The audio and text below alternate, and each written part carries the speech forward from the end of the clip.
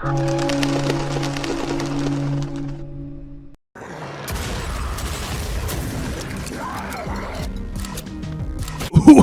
see you in tarnation, folks. If that sure ain't a shambler, I ain't never seen one in my goddamn life. That's right. It's Drippin' Yellow Madness here for J-Ron Shambler Emporium, located off I-90 west of Sioux Falls, where the screaming faces grow from the earth. This party's starting to get crazy. That's why I brought a gun. Yes, folks, here at the Shambler Emporium, we have everything you could possibly ever think to ever want for your shambler needs. We've got shamblers, we've got uber shamblers, we've got turbo shamblers, we've got xenomorphs, but they've been known to shuffle, so why can't we just call them a shambler? We've got fluffy shamblers, we got fuzzy shamblers, we got hairless shamblers, we got Great Pyrenees shamblers, we've got the Platonic ideal of shamblers. We've got so many shamblers, if you were to shake one stick at them, you'd run out of sticks to shake. Shambler Cart, Shambler Island Adventure, Shambler Shadow of the Shambler Tree. This party has mellowed out and has become somewhat of a drag, which is why I brought a second gun. Ladies and gentlemen, you know for a goddamn fact our prices can't be beat because I'm the only man in this dimension who knows how to keep the shamblers docile enough to sell them. So if you need shambler feed, if you need shambler beds, shambler leashes,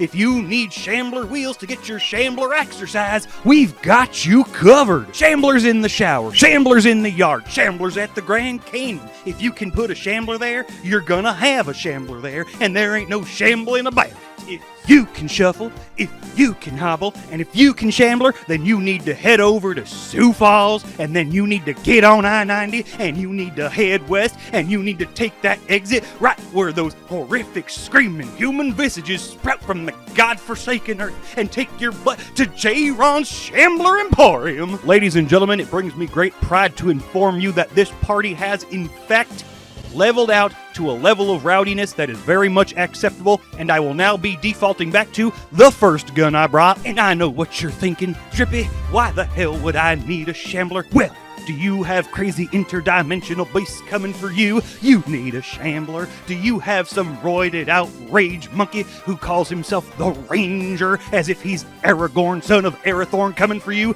You need a shambler. Are your taxes late? A shambler can file your taxes for you.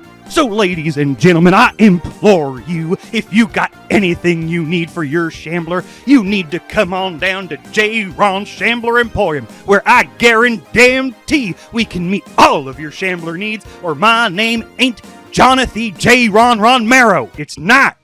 So stop fucking calling me that.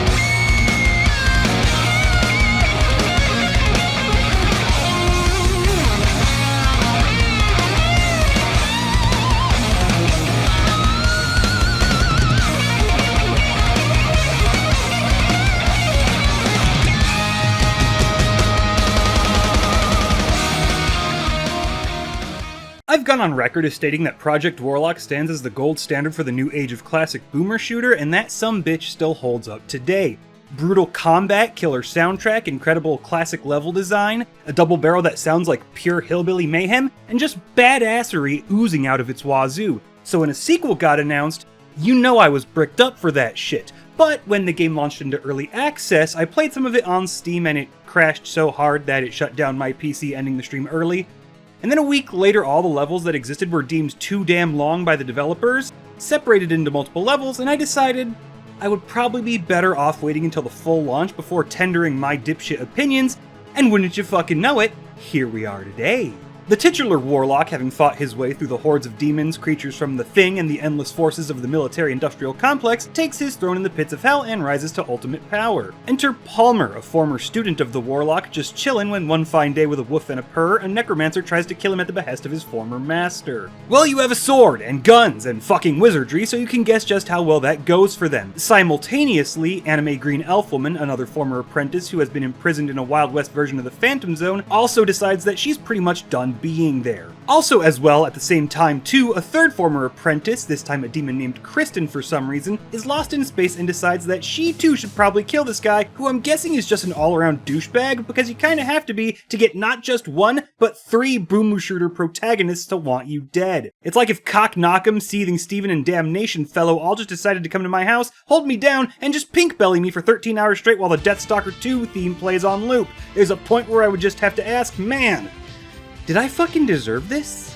Regardless, Palmer starts us off with Chapter 1, which follows medieval themes. This is going to be the Project Warlock you know and love. The classics of boomer shooter power, level design that handles that classic labyrinth looping back and through and around itself without ever becoming confusing and easily straightforward, satisfying and brutal combat, and hardcore riffs that just make you want to punch your mother square in the face for ever suggesting that you maybe try going to Sunday school this week. You have way fewer weapons than the previous game, but what you do have has been distilled to their perfect forms, given upgrades that will change the way each one functions on a drastic level, with further upgrades offering devastating alternate fire modes and challenges you can complete to equip magical damage types. Most of these upgrades will be straight upgrades that can even turn the weapon into something unrecognizable from what it was before, but will still remain a massive boost in power. There are overall 2 throughout the game that are in fact straight downgrades, and why the fuck would you do that? But overall, the rest serve an incredible purpose. Aside from weapon upgrades, you will collect treasure to level up and extra skill points to increase your stats. These will include damage, health, ammo capacity, magic damage,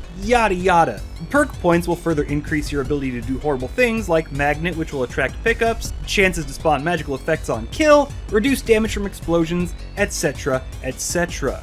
After level 7 of each chapter, you begin unlocking even further perk points that apply to a special list of smaller boosts that will change things about the game. Small changes such as a bit more health than the max, to weirdly insane changes like all damage gets stacked onto a timer that when it runs out you die, rather than it affecting you when you get hit. Side note, don't take that last one. It interrupted me after the episode 1 final boss when I was trying to read the chapter close card and I died despite the level being over and it wouldn't let me finish reading it. Previously on the Crypt Revue! I love reading! Those last customization upgrades don't really affect the core gameplay, however. They're more like risk versus reward games you can play with yourself, as well as last-ditch boosts you can gain access to. They're not going to have much of an overall effect if you're not pure garbo. A side note, I played through this game on the second highest difficulty, and challenge isn't really something the game did for me, but we'll kind of get there. Just know that the most effect I noticed from these latest upgrades only came in the aforementioned died on the end screen, and one that really only pops during the biggest shootouts the game throws you into.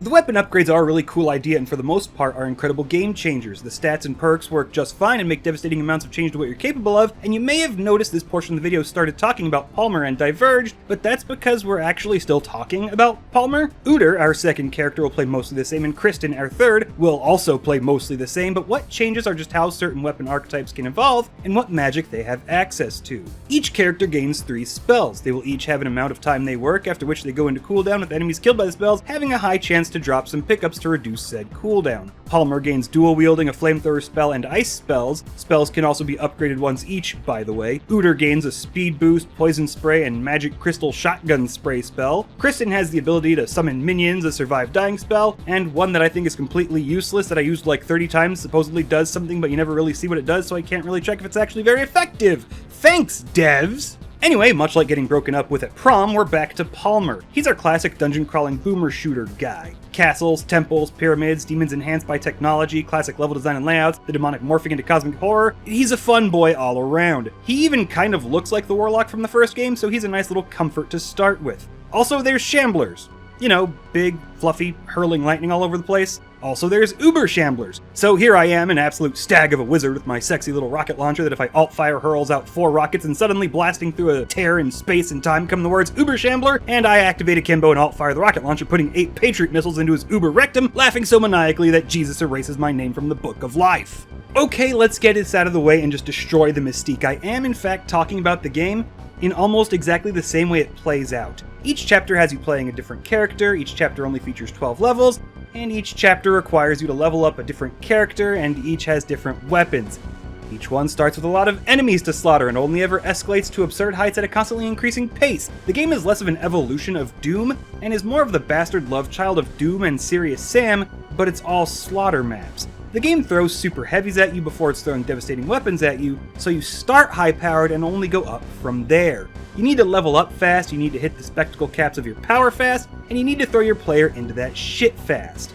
By the time you reach the halfway point of each episode, you're taking in absurdly insane encounters that in any other game would be 10 to 15 minute fights, but due to the level layout and the power given to you, you're given about 2 minutes. If you take even a second longer, you're gonna fucking die. You simply have to spray as much ordnance as possible, rely on enemies spamming explosives to kill half the room for you, and you need to properly pick which ordnance will be right for accomplishing the fastest, with abusing your spells to push that even further. And this can become a problem. Yes, it feels good to, by the skin of my teeth, take out multiple boss level enemies who, because it's after level 7, half has spawned as elites, 20 heavies and 4 enemies who will resurrect the heavies, but after the 8th time I've done it this chapter alone, it quickly loses its luster. Thankfully, level design makes up for it, giving plenty of quiet exploration between nightmare fights, as well as plenty of time to cool down and prep for the next one. It's a sexy little parabola of experience of white-knuckle highs and satisfying lows for the first 2 episodes, but again, we'll get there. Palmer's chapter ends the way classic boomer shooters usually do. The cosmic, the hellish, and the technological have joined together that you can no longer tell where one ends and the other begins, and Palmer thwarts his former tutor's plans on this plane, and we're on to Uter's story.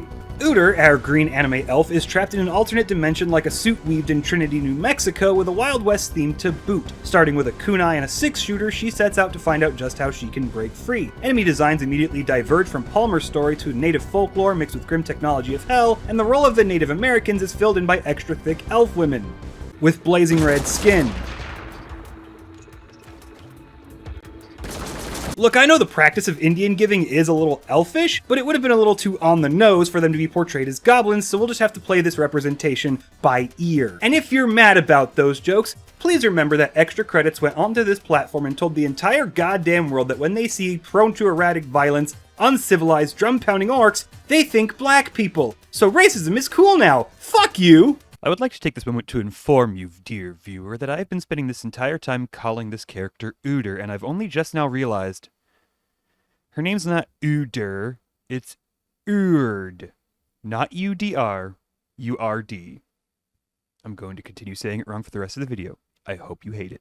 Anyway, Uter's levels are much more linear, less winding paths and more straightforward, introducing platforming over pits, and despite having a setting of the past, actually dives into level design concepts further ahead than what Palmer's episode relies on. The gameplay itself doesn't drastically change, however the constantly escalating encounters are broken up by smooth exploration tracks and easy to register traversal challenges to reset your monkey brain, like trying to calm your squad mate's autistic overstimulated freakout while you're all trapped in a crypt haunted by the tormented ghosts of child crusaders. Everything I love is right here. Now, I haven't talked about the double barrel sound in this boomer shooter yet, and that's because it's really nothing to write home about. The revolver, however... This goes through armor, then it goes through the victim, through the wall, through a tree outside. I got something to stop him. They made it for him special. It's an 88 Magnum. It shoots through schools. Has incredible sound design. Being that you're in sprawling canyons, they gave it this sound effect of a harsh, god-tier crack that echoes through the stone corridors.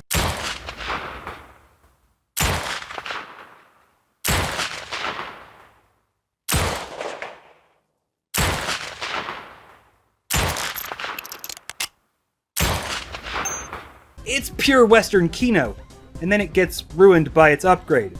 You have 2 upgrade paths for every weapon. A Buckshot 6-shooter for this gun, or a Magnum upgrade. Who doesn't love a little 357 or 44 Remington? So I picked it, and it turned the 6-shooter into a Colt 1911. Why?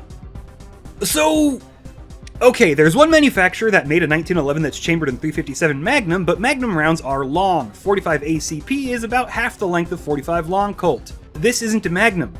Why you do this, Uncle Ben?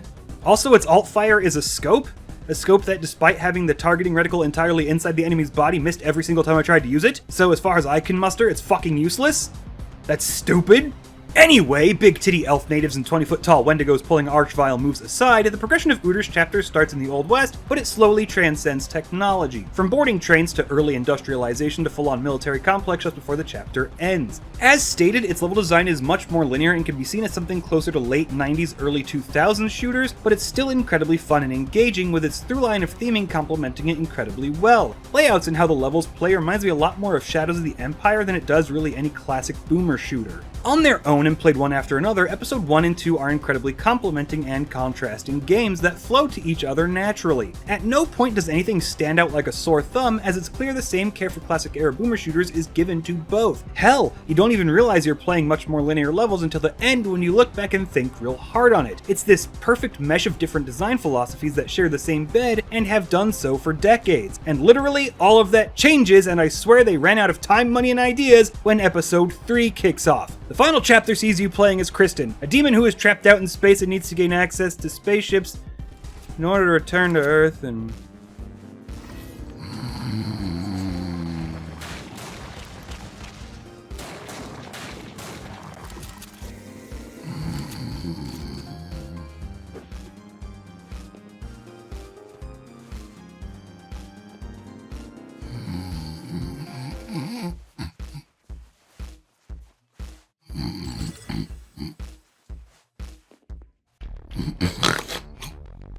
Sorry, saying that out loud bored me to sleep.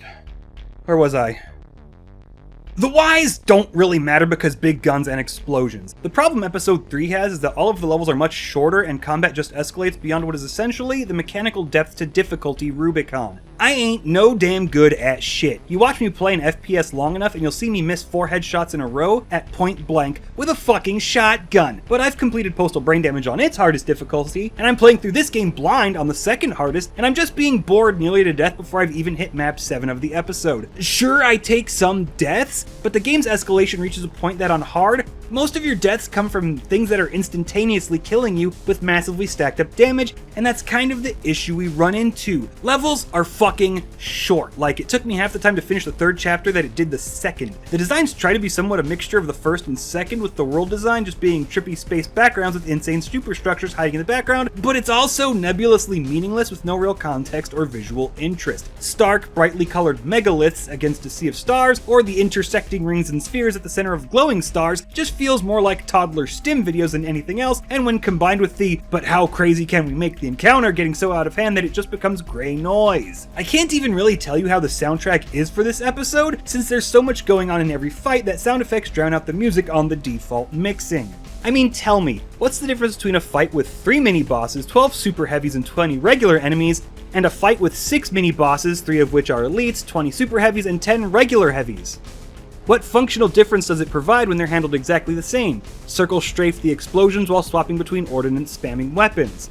And yes, the Necro, boomer shooter, circle strafe the explosions, shoot the enemies. But we're talking about a situation where I'm supposed to be, let's say, intimidated by what I'm looking at, and it's supposed to be this escalating challenge, but the challenge isn't really escalating, it's just taking longer. The reality is there isn't a difference. This is the mechanical depth to difficulty escalation Rubicon, a thing I just made up. The point at which the spectacle and difficulty of the escalation ceases to make an actual difference because each new level is handled the same as every plateau that came before it. As you get later into each episode, the game expects you to have acquired enough upgrades that at least 2 weapons will be ordnance spam, essentially weapons for crowd controlling goddamn kaiju. Every weapon except the melee that Kristen has access to starts this way and only gets more powerful from there. So you start her chapter at a higher level than the others, and developers have to build you up faster and higher than the others, but there's a max level to what this game has the ability to throw at me, and the worst they can do are explosions, which I can just run around. The way Project Warlock handles weapons is by forcing the player to reload. The game has a passive reload, great mechanic, never a downside, so swapping to a new weapon for about 3 seconds will be enough for me to swap back without having to sit through said reload animations. So if all my weapons are multi-barrel Scud missile launchers that reload on their own, I'm just going to cycle through them while holding left click. There's no reason for me to do anything else. That's what you designed. You can't make an encounter hard enough to force me to do anything else. Yet for some reason they gave Kristen a Gears of War style active reload. Her weapons take longer to reload the less ammo they have left in them, and if you hit the active reload it's faster, but it's still slower than just swapping weapons, so you never want to actually engage with it, especially when a turbo shambler, 2 tanks, and 3 Ed 209s are trying to run you down. There's no point to the mechanic, so why is it even in there in the first place? And look, I hate being Captain Hateful, especially when the developers obviously worked really fucking hard. But episode 3 is bland, dull, goes way too far to the point that all just becomes sifting through mashed potatoes, and for some reason needed to have xenomorphs that just run at you flailing their arms, but the devs decided they needed to be called shamblers. Despite the game having shamblers, having 3 kinds of shamblers to be exact, never mind the question of whether or not shamblers have fur, we're on that what isn't a shambler grind set now. But back on track. Yes, Chapter 3 just fucking sucks. In a game that has done incredible work with its art to make these sprites look incredibly distinct in the midst of the worst hordes they can throw at you, the entire episode just turns into a muddy mush. At the end is the Xenomorph Queen, and you kill her, and the end text says you killed someone else who was never mentioned, and then the credits roll. I'm sure the codex mentioned who that guy I supposedly killed is, but in order to get that part of the story, I have to pause the game, navigate to the codex, and then just start reading. And I like reading, but what I don't like fucking having is to stop playing the game to get the context of the event you're telling me just happened when no such thing actually happened in the game. New Doom did this shit and everybody fucking hated it, so they just filled the latest one with a bunch of fucking cutscenes no one gives a fuck about. Yes, John Carmack was in fact wrong about stories and games. You can have your story in your video game, but it actually has to be in the game and not fucking suck or waste my time watching your college Blender animation project, and it certainly can't force me to pause the game, start navigating menus, and then have to find the specific page I need to in order to get the fucking context for the thing you're telling me just happened. If there was something I needed to know, you should have just told me. Or go the old school route and provide me with a real cool side book I can read. Downside to this digital only hell that we've found ourselves stuck in isn't just the lack of ownership, it's games no longer coming with cool side shit to read to help flesh everything out, and instead they just expect you to collect random shit in a level in the hopes you'll go through the proper menus to read the proper pages. No fucking thanks! And all of that becomes an even bigger problem when you consider that at the end of each episode you get this text crawl talking about how each of the characters have broken their bonds and they're free to enter hell and take on the Warlock. The broader context of course being that they've all hit these points at roughly the same time, the 3 apprentices coming together to take down their former master, and then the credits just start rolling. Boring, short levels, escalation that blows past any worthwhile spectacle and just becomes autopilot, and it all just comes to a screeching halt and ends when the finale should have been kicking off. Yeah, I'm pretty sure they ran out of time, budget, and maybe even ideas. Absolute dog water of an episode, which is a shame because episodes 1 and 2 are so damn good that if the 3rd episode was just a short series of highly crafted levels ending with killing the Warlock, this would easily be a 10 out of 10. But as it is, it's hampered by itself. That 3rd episode just feels too much like the game rushing you through to the end, and with just enough effort put in to try and obfuscate that fact. It's not a terrible set of levels, but it's undeniably 4 or 5 steps down in quality and craftsmanship. And Ghostware went the same way. So, where does all this poorly cobbled together stream of consciousness leave us? Don't bother. We have Project Warlock 1 and Incision and Postal Brain Damaged and Supplice and 1,000 other games that are finished, yet won't leave you watching the end credits having the wind completely taken out of your sails. The level design is great in those first 2 episodes, the art direction is incredible for how horrifying and incomprehensible each enemy is, yet each one is still clear in the massive hordes that they throw at you. It's like watching the Left 4 Dead enemy design philosophy play out in retro boomer shooter form. Those first 2 episodes are just the pure excellence that made the first game the gold standard, but coming packaged with that 3rd episode just really makes it not worth the price of entry. The soundtrack is absolutely fantastic in the first 2, with battle themes and exploration themes doing great work in stabilizing the tone of play. But again, I don't really remember hearing any music in Chapter 3. Just endless explosions. If you're an absolute hardcore boomer shooter aficionado, sure you may not regret it, but absolutely nobody can fault you if you choose to only play the first 2 episodes. You literally won't miss anything because the story just cuts off without any of the characters meeting each other or the plot even beginning to kick off. It's just a damn shame it ended up the way it did, and frankly, I can't bring myself to recommend it because what's the point of saying, yeah, go for it? Except, fuck it at that point. It needed to finish much stronger, and it's like a band coming back to the stage for an encore, only for them to break up in the middle of a song. I'm the TheNecroswanson, and yes, in fact, that was a Jericho reference way the fuck back there. I will continue sneaking Jericho references into as many videos as I can, and you can't fucking stop me.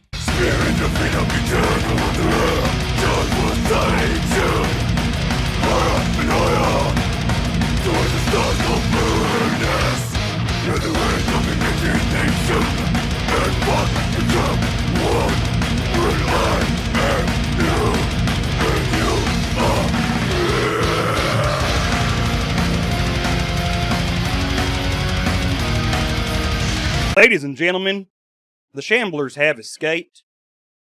We are all going to die